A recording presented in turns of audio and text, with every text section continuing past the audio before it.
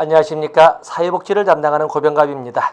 이번 시간은 2편 사회복지 실천 방법론의 영역입니다. 자, 1장 사회복지 실천론 69쪽을 보시면 첫 번째 문제입니다. 사회복지 실천에서 관찰의 대상으로 옳지 않은 것은? 자, 사회복지 실천에서 클라이언트에 대한 관찰 대상, 물론 클라이언트 정보지만 클라이언트의 언어적 전달 매체뿐만 아니라 비언어적 전달 매체, 모든 것이 다 관찰의 대상이라고 할 수가 있습니다.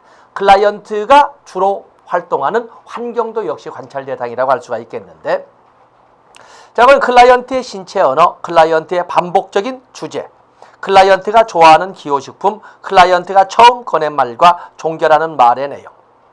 자, 물론 여기에서는 가장 신뢰도가 떨어진다고 하는 것이 기호식품이 되겠습니다만은, 요즘에는 많은 학자들이 사상의학이니 또 의학과 또 심리학의 연계니 이런 과정을 통해서 기호식품을 가지고도 그 사람을, 클라이언트를 분석하는 이런 연구도 진행이 되고 있는 걸로 볼 적에 이 문제는 다소 시간이 지난 문제라고 할 수가 있습니다. 요즘에는 하물며 좋아하는 기호식품의 유형까지도 분석의 대상이 되고 있음을 우리는 알고 있어야 되겠습니다. 답은 어쨌든 3번이 되겠습니다. 자선조직협회가 최초로 설립된 시기와 지역을 바르게 설명한 것은? 자선조직협회라고 하는 것은 보통 자선조직협회와 인보관운동은 사회복지 실천의 태동이라고 설명을 하는데, 자선조직협회는 1869년 런던에서 처음 시작이 됩니다. 그래서 1869년 영국 런던에서 처음 시작된 것이 미국으로 넘어가서 1877년 뉴욕주 버팔로에서 자선조직협회가 만들어지면서 확대가 되는 겁니다. 인보관운동은 1884년 역시 영국 런던에서 시작된 것이 1886년에 뉴욕 글린길드가 만들어지고 1889년에 시카고의 헐하우스가 만들어지면서 이게 확대되어 가는 겁니다. 여기는 자선조직협회니까 영국 1869년, 미국 1877년 버팔로 생각하시면 되겠습니다. 다음에 3번 문제는 중요 표시해 놓으시고, 3번 문제 보시면 관계론에 대한 설명을 연결한 줄 틀린 것은? 자, 관계론 비에스텍이 제시한 면접 7대 원칙 또는 관계 7원칙이라고 하는데, 개별화의 원칙, 의도적인 감정 표현의 원칙, 통제된 정서 관여의 원칙, 수용의 원칙, 또 비심판적 태도의 원칙, 자기결정의 원칙, 비밀 보장의 원칙이 있습니다. 모든 영역이 다 개별적으로도 출제된다는 점에서 대단히 중요한 영역, 무조건 나온다라고 중요 표시해 놓으셔야 됩니다. 자, 거기 보면 개별의 원칙, 모든 인간들은 저만의 고유한 영역을 인정받고 싶어 한다는 것을 염두에 두고 관계를 이끌어가야 된다는 것이 개별화의 원칙. 그렇기 때문에 똑같은 문제라 하더라도 클라이언트마다 각기 다른, 각기 상이한 방법이나 원리를 적용해야 한다는 것이 개별화의 원칙이 되겠습니다. 개별적인 인간으로 처우 받고 싶은 욕구. 그렇죠. 다음에 비심판적 대대의 원칙. 비심판적 대대의 원칙은 클라이언트의 문제에 대해서 워커, 사회복지사는 그의 잘잘못이나 유무조를 판단해서는 안 됩니다. 단지 그에게 그에게 필요한 자료를 제공해 줄 수는 있으나, 필요한 어떤 분석적 자료를 제공할 수 있으나 유무조의 판단을 한다거나 심판을 해서는 안 됩니다. 그러면 그걸로 인해서 더 이상 진전은 안 되는 거거든요. 자유롭게 자신의 의견을 표현하기를 원하는 욕구, 자유롭게 자신의 의견을 표현하기를 원하는 욕구를 반영해서 마음껏 가슴에 담고 있는 것을 품어낼 수 있도록 이끌어 주어야 한다는 원칙은 의도적 감정 표현의 원칙이 되겠습니다. 통제된 정서 관여, 공감을 받고 싶어하는 욕구. 모든 클라이언트는 자신의 상황이라든지 자신의 마음속을 인정받고 싶어하고, 또 그런가 하면 감정적으로 동조받고 싶어한다는 그런 생각들을 가지고 있는데, 그걸 반영해서 클라이언트가 표현한 감정에 대해서 공감적 태도를 갖춰야 한다는 것이 통제된 정서 관여의 원칙이 되겠습니다. 수용의 원칙. 수용은 모든 인간들은 가치 있는 인간으로서 인정받고 싶어한다는 욕구를 가지고 있다는 점. 바로 그 점을 배경으로 해서 그의 건설적이든 비건설적이든 아니면은 도덕적이든 비윤리적이든 있는 그 자리 그 순간의 행동이나 언어를 있는 그대로 보아주고 있는 그대로 들어주는 것을 수용의 원칙이라고 합니다. 자기결정의 원칙. 스스로 선택하고 결정하는 욕구를 모든 클라이언트는 가지고 있다는 것을 염두에 두고 가능한 한 그의 문제에 대한 최종 결정은 클라이언트 스스로 할 수 있도록 다양한 방향성만 제시해 줘야 한다는 원칙이 자기 결정의 원칙이 되겠습니다. 답은 2번이죠. 2번은 통제된, 아니요, 2번은 의도적 감정 표현의 원칙이 되겠습니다. 무조건 중요 표시해 놓으시고 4번에 보시면 인보관 운동에 대한 설명으로 받는 것은 인보관 운동은 1884년 영국 런던에서 토인비올로 시작된 것이 미국으로 건너가서 1886년 뉴욕 글린길드, 1889년 시카고의 헐하우스로 이렇게 연결되면서 확대된 것으로 집단 사회 사업의 기원이요. 오늘날 지역 사회복지관의 기원으로 의미를 받는 것이 바로 이 인보관 운동이 되겠습니다.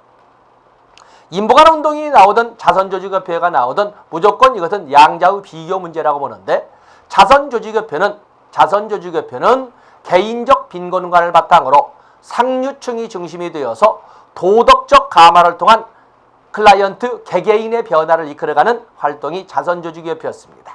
그에 비해서 인보관 운동은 사회적 빈곤관을 바탕으로 중류층 지식인들이 중심이 되어서 집단, 지역 주민 전체를 대상으로 의식개혁 및 사회 개량 개선을 이끌어갔던 것이 바로 인보관 운동이 되겠습니다. 여기 보면은 빈곤의 원인을 사회적 측면에서 짰지요. 세계 최초의 인보관은 1884년 영국 런던의 토인비올이라고 합니다. 빈곤 지역의 지역 주민 전체가 대상이 됩니다. 박애보다는 법규를 더 중요시하여 여러 사회개혁에 영향을 미쳤다. 그렇습니다. 가진 자의 입장에서 가지지 못하는 자를 대하는 경향이 강했다. 이것은 상류층의 입장에서 빈곤층을 바라보는 입장은 자선조직협회가 되겠습니다. 답은 4번이 되겠습니다. 다음에 5번에 보시면 사회복지사와 클라이언트 관계에 필요한 의도적 감정 표현으로 옳지 못한 것은 의도적 감정 표현이란 말을 줄여서 그렇습니다만 사회복지사는 의도적으로 클라이언트로 하여금 마음껏 감정을 표현할 수 있도록 해줘야 한다는 원칙이 바로 의도적 감정 표현의 원칙입니다. 때문에 의도적 감정 표현은 클라이언트로 하여금 마음껏 클라이언트의 가슴속을 비워놓을 수 있도록 해줘야 한다. 그러기 위해서 사회복지사는 의도적으로 경청을 한다. 적절한 비난을 한다. 자극이나 격려를 한다. 부정적인 감정을 수용한다. 다 좋지만 그래도 여기에 가치라는 것은 비난이 되겠지요. 답은 2번이 되겠습니다. 다음에 6번에 보시면 사례관리에 대한 설명으로 옳지 못한 것은 사례관리도 무조건 나오지 않겠습니까? 사례관리. 사례관리는 사례관리의 개념, 사례관리의 배경, 사례관리의 특징, 사례관리의 원칙, 자 이런 것들이 주로 나오는 영역이 되겠습니다. 사례관리라고 하는 것은 복합적이고 다중적인 문제를 가진 클라이언트를 대상으로 그가 가진 그 문제를 해결하기 위해 필요한 직간접적, 공식적, 비공식적, 1차적 아니면 2차적 이런 모든 서비스가 총괄적으로 제공되어서 서비스 제공의 효과 효율성을 극대화시키고자 하는 방법이 바로 이 사례관리라고 할 수가 있겠습니다. 자, 여기 보시면 미시적 측면이 강하지만 거시적 측면도 있다. 그렇죠? 사례관리는 미시적 측면도 있지만 거시적 측면도 있습니다. 개인을 대상으로 하기도 하지만 또한 거시적으로 넓은 범위를 대상으로도 합니다. 클라이언트와 서비스 전달 체계 간의 연결고리이다. 그렇습니다. 공식적 서비스의 통합과 조정에 축적을 둔다? 아니죠. 공식적 조직의 통합과 조정도 중요하지만 공식적, 비공식적 연계 통합 이건 모든 것들 다 중요하지 꼭 공식적 조직만을 강조하는 것이 아닙니다. 한 기관에서 제공하지만 여러 기관에서 제공하기도 한다. 자, 이것도 역시 답은 3번이 되겠습니다. 다음에 7번에 보시면 사회복지사의 다양한 역할 중 중개자에 대한 관한 역할 이것도 역시 나올 겁니다. 이 사회복지사의 역할에는 다양한 역할들이 존재를 하는데 거기에는 교사의 역할도 있고 조정자의 역할도 있고 조력자의 역할도 있고 중개자의 역할도 있고 중재자의 역할도 있고 등등등 다양한 교육자, 전문자, 이런 분석가 이런 등등의 다양한 역할을 합니다. 우리가 조심할 것은 바로 중개자의 역할과 중재자의 역할이라고 말씀을 드렸습니다.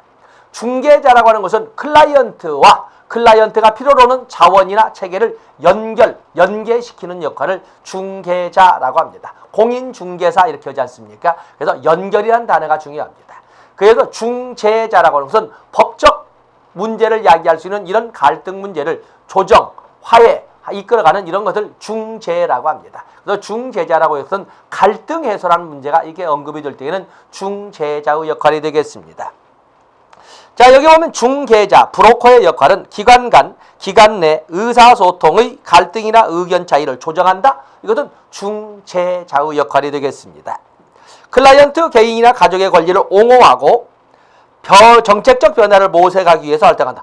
어떤 클라이언트를 옹호하고 지지하고 하는 입장을 대변인 또는 옹호자의 역할, 어드보커시라고 합니다. 여기에는 옹호자의 역할, 대변인의 역할이 되겠습니다. 보다 효과적인 문제 해결 능력을 개발하고 향상시키도록 돕는다. 보다 효과적인 문제 해결을 위하여 향상시키도록 돕는 활동. 이것은 뭐 교사라든지 아니면 인에블러 조력자의 역할이 되겠습니다. 클라이언트에게 적합한 자원과 서비스를 연결시킨다. 중개자의 역할이 되겠습니다. 전문가로서 윤리나 기준을 지키고 전문가 조직의 참여를 통해 동료 간 지지를 제공한다. 이런 또 어떤 지지란 말을 한다면 뭐 그래도 여기에는 서포터, 지지자의 역할이라든지 또는 뭐 어드보커시, 대변인의 역할 이런 쪽에 또는 조력자의 역할도 가미된 역할이 되겠습니다. 답은 4번 연결이란 단어가 되겠습니다. 다음에 8번에 보시면 클라이언트의 욕구와 그에 따르는 사회복지 실천의 관계 요소를 잘못 연결한 것은 자, 여기 보면 사회복지 실천의 관계 요소 BS택이 제시한 원칙을 가지고 여러분이 접근하시면 되겠는데 개별적인 개인으로 취급 도기를 바라는 욕구 개별화의 원칙. 그렇죠? 클라이언트마다 각기 다른 방법이나 원리를 제공한다. 가치 있는 인간으로 인정하고 싶은 욕구를 반영해서 그가 보여주는 행동, 그가 내놓는 모든 표현을 있는 그대로 더 리얼로서만 받아주는 수용의 원칙. 스스로 선택하고 결정하고자 하는 욕구를 반영해서 자기 결정의 원칙. 판단하고 싶지 않은 욕구. 판단받고 싶지 않은 욕구. 자기의 문제는 판단받고 싶지 않은 욕구라고 바꿔줘야 되겠군요. 이것에서 나오던 비심판적 태도의 원칙. 문제에 대한 공감적 반응을 얻으려는 욕구, 수용의 원칙. 마지막에 공감적 반응의 원칙. 그것은 통제된 정서관여의 원칙. 답은 5번이 되겠습니다. 역시 중요하죠. 그래서 중요하기 때문에 또 똑같은 문제 9번도 보겠습니다. 우리가 이미 3번에서 봤던 것을 좀 8번 보고 또 9번 보고 있지요. 그중에 자기결정의 원칙에 관련하여 옳지 못한 내용은 실천 과정에서 클라이언트가 자기 선택 및 결정을 내리는 것에 대한 권리와 욕구를 인식하는 것이다. 그죠? 클라이언트의 자기 결정. 사회복지사는 클라이언트에게 의견을 주거나 제안하는 것을 금지하는 이거 틀린 거군요. 클라이언트로 하여금 최종 결정을 스스로 내릴 수 있도록 방향성을 제시하거나 여러 대안을 제시하는 역할은 사회복지사가 해야 할 역할입니다. 답은 2번이 되겠습니다. 클라이언트는 문제나 욕구를 해결하기 위한 다양한 대안들을 알고 있어야 한다. 사회복지사는 클라이언트가 자신의 장점을 잘 살릴 수 있도록 도와주어야 한다. 클라이언트의 자기 결정은 개인적 능력의 한계나 법, 윤리 등에 의하여 제한을 받을 수가 있다. 그렇죠? 모든 것을 모든 영역에서 모든 방법으로 이렇게 쓰는 것은 아닙니다. 자기 결정을 원칙으로 한다는 것이 모든 것에 자기 마음대로 이런 말은 아닙니다. 답은 2번이 되겠습니다. 다음에 10번에 보시면 사례관리의 고유기능 나와 있습니다. 사례관리는 복합적이고 다중적인 문제를 가진 개별 클라이언트의 욕구 해결을 위하여 욕구 해결이 아니라 욕구를 충족시키기 위하여 공식적, 비공식적, 직접적, 간접적, 1차적, 2차적 모든 서비스를 그야말로 쏘아부숨으로써 해서 서비스 제공의 효과 효율성을 높이고자 하는 것이 바로 사례관리가 되겠는데 다양한 기관과 조직들이 클라이언트에게 제공하는 서비스를 조정한다. 클라이언트 지원망으로부터 서비스 수혜 양상을 지속적으로 모니터링한다. 클라이언트 욕구에 적합한 포괄적 서비스 계획을 수립한다. 클라이언트의 심리 내적 문제 치료에 집중한다. 심리 내적 문제에 집중한다는 것은 이것은 정신 분석적 접근이나 진단주의와 같은 실천 모형에서 나오는 것이고 원래는 개인적 심리적 뿐만 아니라 사회적 환경적 측면을 같이 고려해서 그가 스스로 문제를 해결할 수 있도록 지원하고 있습니다. 다음에 11번에 보시면 접수 단계에서 사회복지사의 과제로 보기 어려운 것은 자, 우리가 사회복지 실천 과정 그러면 인테이크, 접수 단계로부터 조사, 사적, 그리고 사정, 그리고 개입, 그리고 종료 이렇게 5개 단계로 설명을 하는데 접수 단계, 인테이크 단계에서는 먼저 만남, 다음에 문제 확인, 문제 확인의 결과 해당이 관련 이 전문 영역의 문제로서 전문가의 영역에 관련된 문제라면 관계 형성, 오리엔테이션 나가지만 문제 확인의 결과 전문가의 영역의 문제가 아니라면 해당 전문가나 해당 기관을 소개해 주는데 그것을 의뢰라고 합니다. 관계 형성, 개입 방법을 결정하는 것은 사정의 단계가 되겠습니다. 사정이라고 하는 것은 조사 단계에서 수집한 문제를 분석해서 개입 전략을 수립하는 단계를 사정이라고 합니다. 바로 이 개입 전략을 수립하는 것은 사정 단계가 되겠습니다. 의뢰를 결정하거나 문제를 확인해서 의뢰를 결정하거나 1번 관계를 형성하거나 4번에 클라이언트의 양가 감정에다 할까 말까 하는 것을 결단을 낼 수 있도록 해주는 것이 있습니다. 답은 2번이 되겠습니다. 다음에 12번에 보시면 통합적 방법에 대한 설명으로 옳지 못한 것은 사회복지 실천의 발전 과정을 보면 19세기 태동기, 20세기에 들어와서 1900년대부터 1920년대까지 전문직 확립기, 또 20년대에서 50년대까지를 전문직 분화기, 50년대부터 70년대로 넘어가 70년대까지를 보통 50년대, 60년대를 말하지요. 여기를 전문받으면 여기를 통합기, 70년대 이후하기를 다원화기 이렇게 설명을 하는데 1950년대 이후 통합기가 도래했다고 하는 것은 뭐냐면 2차 세계대전을 이유로 해서 기존에 있었던 전문직화라고 하는 개념으로 이렇게 단편화되고 파편화되고 그리고 다양화된 이런 사회복지 실천 기술로서는 복합적이고 다중적인 문제를 가진 클라이언트를 도울 수 있는 것이 아니더라는 겁니다. 그래서 뭔가 어떤 전문화의 이름을 가지고 개입을 하더라도 공통적으로 적용할 수 있는 원리나 방법은 있을 것이다 라는 것을 전제로 해서 다양한 전문화 방법의 공통 원리를 찾고자 하는 노력을 하게 되는데 그것을 통합적 방법이라고 합니다. 통합적 방법으로서는 1960년대, 70년대 나오는 핀커스와 미나안의 4체계 모델이나 또는 콤튼과 갤러위의 6체계 모델 또는 생활화 모델, 골드스타인의 단일화 모델 이런 등등이 전부 통합화 과정에서 나오는 겁니다. 한번 보겠습니다. 통합적 방법에 대한 설명으로 옳지 못한 것은 클라이언트 문제의 요인은 사회 구조 및 환경에 있다? 아니지요. 종래에는 사회 문제, 클라이언트의 문제를 개인적 심리적에서 찾거나 사회적 환경적 측면에서 찾거나 그야말로 이계도적 측면에서 어느 한쪽에서만 찾아가지고 어느 한쪽으로만 주로 물론 개인적 심리적 측면으로만 접근을 했습니다만은 통합적 접근에서는 개인적 심리적 뿐만 아니라 사회적 환경 측면을 같이 고려해서 접근을 해나갑니다. 이건 틀린 거죠. 실천 모델로서는 4체계 모델, 생활 모델이 있다. 다양한 수준의 클라이언트 체계에 개입할 수 있는 방법이다. 일반 체계 이론과 생태학적 사고 등이 이론적 관점으로 수용되고 있다. 그렇기 때문에 통합적 방법에는 생태태계론적 방법이 이론 기초로 자리를 잡고 있습니다. 워커는 다양한 이론과 개입 방법을 개방적으로 선택할 수가 있다. 좋습니다. 답은 1번이 되겠습니다. 다음에 13번에 보시면 사회복지 실천의 목적으로 바람직하지 않은 것은 사회복지 실천의 목적 여러 번 적었습니다만 사회복지 실천의 목적이 옛날과 현대 사회는 달라졌습니다. 옛날에는 워커 중심의 사회였기 때문에 클라이언트의 당면 문제 해결을 주된 목적으로 했습니다. 근데 오늘날은 클라이언트 중심의 시대로 바뀌다 보니까 클라이언트의 문제 해결 능력의 향상에 초점을 둡니다. 때문에 거기 보시면 사람들의 문제 해결 및 처리 능력을 향상시킨다. 가장 주된 목적. 옛날에는 그냥 문제 해결이었어요. 클라이언트를 위한 자원체계의 효과적이고 인도적인 운영을 증진시킨다. 사회복지사의 능력 범위 안에서 가능한 한 클라이언트의 모든 요구사항을 들어준다. 이것은 워커 중심의 전통적인 개념이 되겠습니다. 이건 틀린 거지요. 클라이언트를 자연, 서비스, 기회를 제공하는 체계들과 연결시킨다. 또 정책의 개발 개선에 공헌하도록 한다. 다 여러분 노트 정리된 거 그 내용이 되겠습니다. 답은 3번입니다.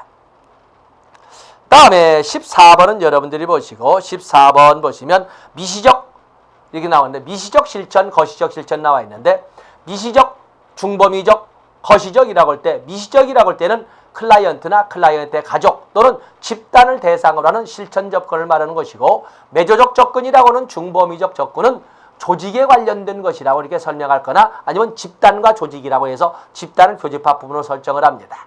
그래서 보통 요즘은 그냥 그것이 맞으면 상당히 혼돈을 야기하기 때문에 미시적 실천, 그러면 미시적 실천은 보통 클라이언트와 그 가족, 그리고 중범위적 실천, 그러면 중범위적 실천에서는 집단과 조직, 그리고 거시적 실천, 그러면 조직과 지역사회 그러는데, 뭐 조직의 규모도 요즘은 다국적화되고 대규모화되다 보니까 어느 정도를 중범위로 하고 어느 정도를 맞으면 거시적으로 해야 할 거니, 그것도 혼돈이 있거든요. 그래서 딱 여러분들 마치 두부로 깔로 두부 자른다는 이런 생각으로 좀 마시고 넓게 생각해 주시면 됩니다.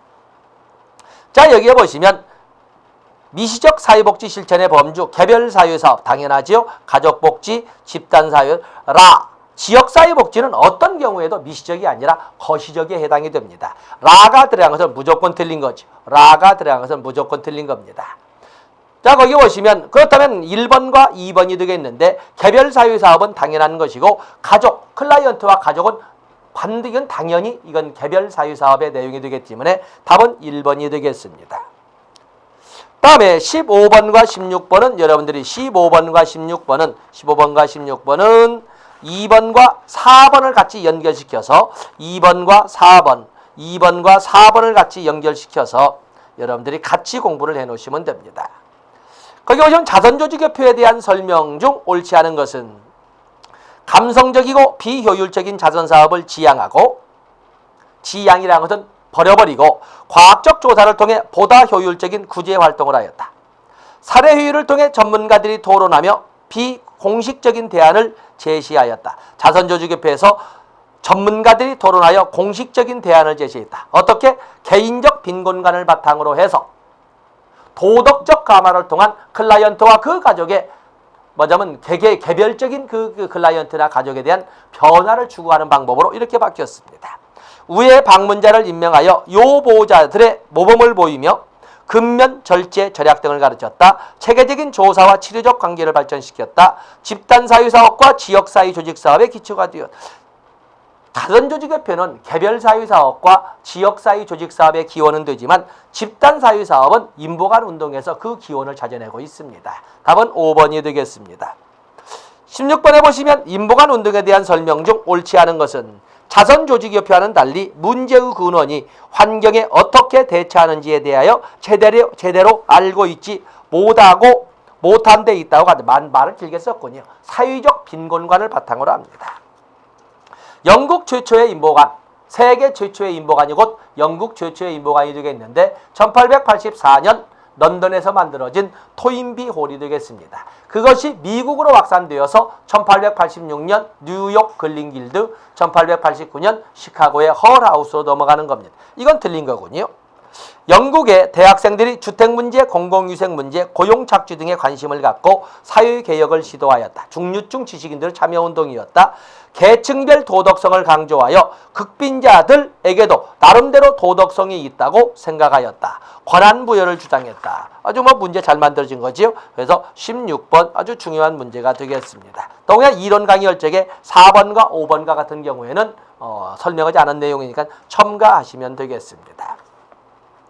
다음에 17번에 보시면 다음은 사회복지 실천 과정 중 어딘가. 자, 사회복지 실천 과정 교재에서는 6단계로 했지만 그냥 여기서 간단하게 한다면 접수 인테이크, 다음에 조사 스터디, 세 번째 단계는 사정 아세스먼트, 네 번째 단계 개입, 다섯 번째 단계 동료 단계가 되겠는데, 접수 단계에서는 만남과 문제 확인과 관계 확인 및 의뢰, 그리고 오리엔테이션 이렇게 넘어가는 단계가 되겠고, 조사 단계는 자료 수집 단계고, 사정 단계는 수집된 자료를 분석해서 개입 전략 계획을 수립하는 단계고, 개입 단계는 치료 및 원조 단계고, 그리고 종료 단계.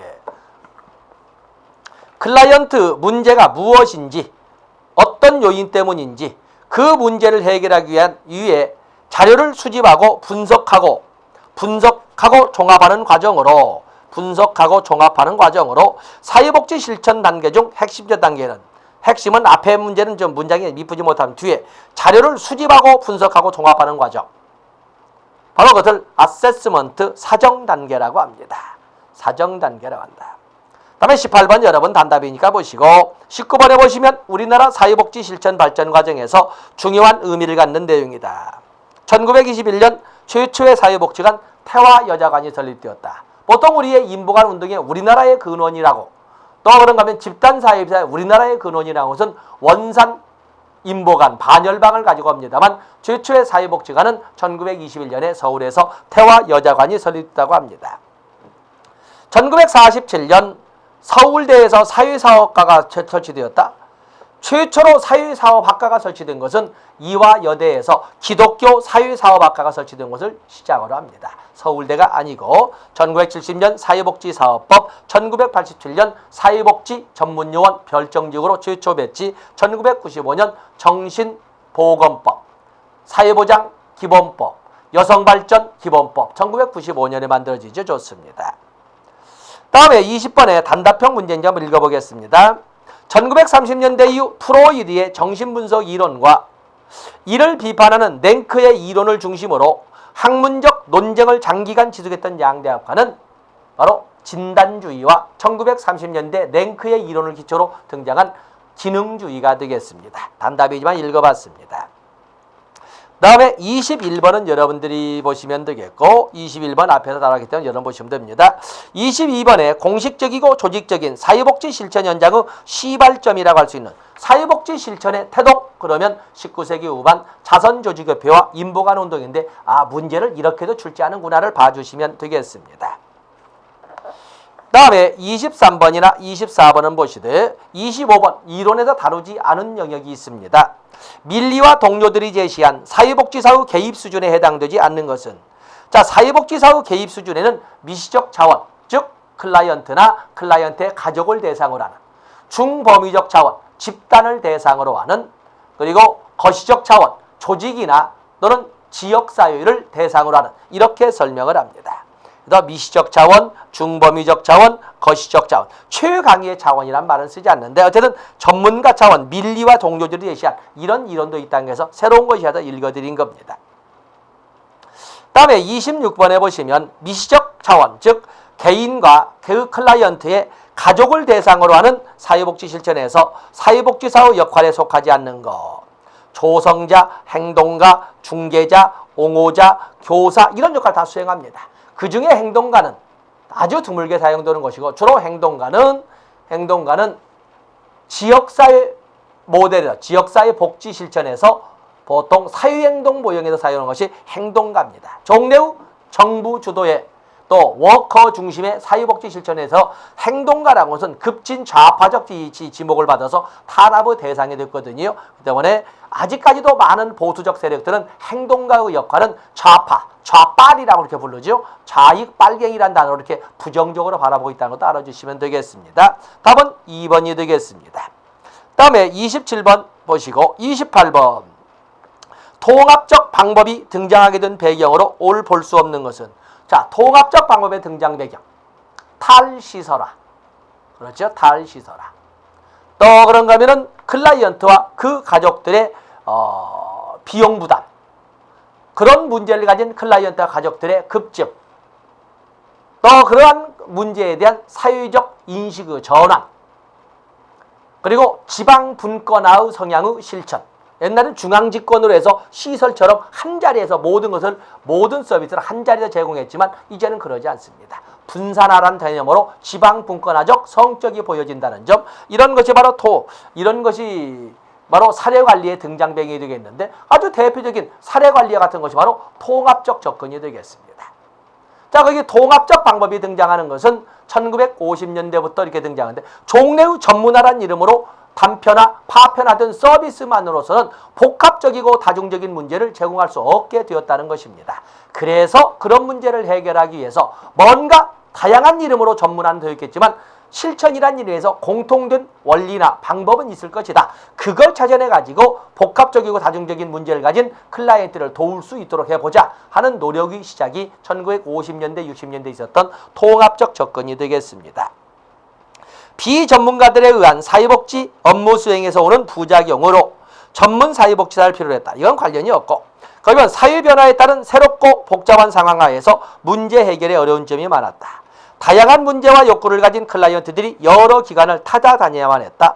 전통적 방법, 극히 제한된 특정 문제에만 적용할 수 있었다. 전통적 방법의 지나친 분화는 파편화 현상을 초래했다. 이 중에 답이 되는 것은 당연히 1번이 되겠습니다. 자, 그걸 바탕으로 해서 29번도 보시면 통합적 방법의 특징으로 보기 어려운 것은 자, 거기 보시면 사회복지 실천의 본질적인 개념, 기술, 과업, 활동 등의 공통된 기반이 있음을 전제하는. 그렇지. 또한 클라이언트의 잠재성을 인정하고 미래지향적 접근을 강조합니다. 현재의 문제뿐만 아니라 통합적에서는 미래지향적 접근도 강조한다. 심리 내적 정신 역동적 측면으로부터 상황 속의 개인을 이해하는 일반 체계 이론까지 확대된 개념을 사용한다. 인간에게 초점을 두거나 환경에 초점을 두는 이계도 접근을 이루어진다. 이것은 종래의 전통적 방법. 답은 4번이 되겠습니다. 5번은 안 읽어도 되겠고. 다음에 30번, 31번은 여러분 서비스 문제가 되겠고, 34번을 하나 보겠습니다. 다음 내용이 설명하고 있는 사회복지 실천 관계론의 기본 원칙. 어쨌든 여러분들은 지금 제가 강의할 때에는 여러분들은 당연히 BS택의 7대 원칙은 당연히 가지고 있고, 왜 이런 원리가 강조될 수밖에 없었냐도 다 알고 있다는 것을 전제로 설명을 합니다. 사회복지사가 클라이언트의 강점과 약점, 바람직한 성격과 그렇지 못한 성격, 긍정적인 감정과 부정적인 감정, 건설적인 태도, 파괴적인 태도 등을 있는 그대로 인정해주고 존중해주는 것. 그 자리 그 순간에 행동이나 언어를 있는 그대로 보아주고 들어줘야 한다는 것. 천하의 개잡놈이라고 표현이 되는 못된 놈도 존엄한 존재로서의 인간성을 인정받고 싶어 한다는 욕구를 바탕으로 나가는 것이 바로 수용의 원칙이 되겠습니다. 아시는 내용이지만 박스여서 설명을 해봤습니다. 자, 이 시간 여기까지 하고 다음 시간에 35번부터 진행하도록 하겠습니다. 고맙습니다.